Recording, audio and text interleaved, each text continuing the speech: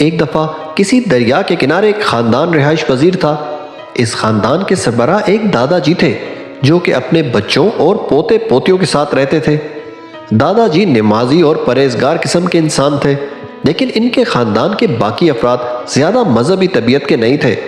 ایک دن ایک پوتے نے، جس کی عمر تقریباً 14 یا 15 سال تھی، اپنے دادا سے سوال کیا کہ دادا جی، ہم تو نماز ادا کرتے ہیں، لیکن ہم کو سمجھ تو نہیں آتی کہ ہم نماز میں آخر پڑھ کیا رہے ہیں، تو نماز پڑھنے کا فائدہ جب ہم کو اس کی سمجھ ہی نہیں۔ دادا جی مسکرائے اور کہا کہ میرے ساتھ چلو، اور وہ پوتے کو سامنے والے دریا پر لے گئے۔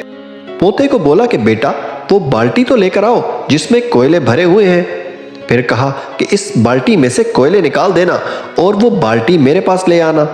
پوتے نے ویسا ہی کیا۔ بالٹی کے پیندے میں جگہ جگہ سوراخ تھے۔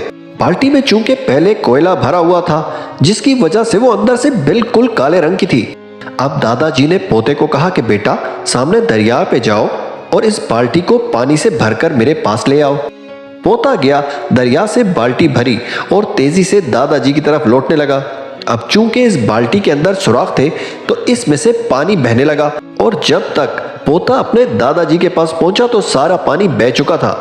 دادا جی مسکرائے اور بولا، ارے یہ تو سارا پانی بہہ گیا، لیکن کوئی بات نہیں، تم دوبارہ کوشش کرو۔ پوتا دوبارہ گیا، پانی بھرا، تیزی سے دادا جی کی طرف آیا، لیکن پانی نے تو بہنا تھا، وہ بہہ گیا اور خالی بالٹی دادا جی کے پاس پہنچ گئی۔ پوتا بولا کہ دادا جی، اس عمل کا کیا فائدہ جبکہ سوراخ کی وجہ سے پانی بالٹی میں ٹھہرتا ہی نہیں۔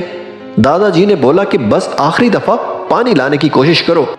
تابعدار پوتا مرتا کیا نہ کرتا، ایک بار پھر دریا کی طرف روانہ ہوا۔ بالٹی بھری، تیزی سے دادا کی طرف پہنچا، لیکن بالٹی خالی۔ اب دادا جی نے اپنے پوتے سے پوچھا کہ بیٹا، جب تم نے بالٹی سے کوئلہ نکالا تھا تو اس بالٹی کا رنگ کیسا تھا؟ پوتے نے جواب دیا کہ دادا جی، اس کا رنگ تو اندر سے بالکل کالا تھا۔ تب دادا جی نے سوال کیا کہ اب دیکھ کر بتاؤ کہ اس کا رنگ کیسا ہے؟ پوتے نے جواب دیا کہ اب تو یہ صاف شفاف ہے اور بالٹی کا رنگ پہلے کی طرح سفید ہو چکا ہے۔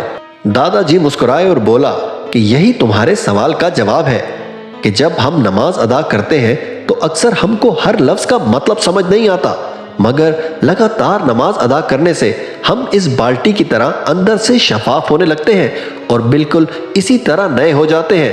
یعنی ہمارا دل ویسا ہی ہو جاتا ہے جب ایک بچہ پیدا ہوتا ہے اور شفاف دل کا مالک ہوتا ہے، نہ بغض، نہ کینہ، نہ کسی سے کدورت، اور نماز پڑھتے پڑھتے آہستہ آہستہ ہمارا ایمان اور اللہ پر یقین پختہ ہو جاتا ہے۔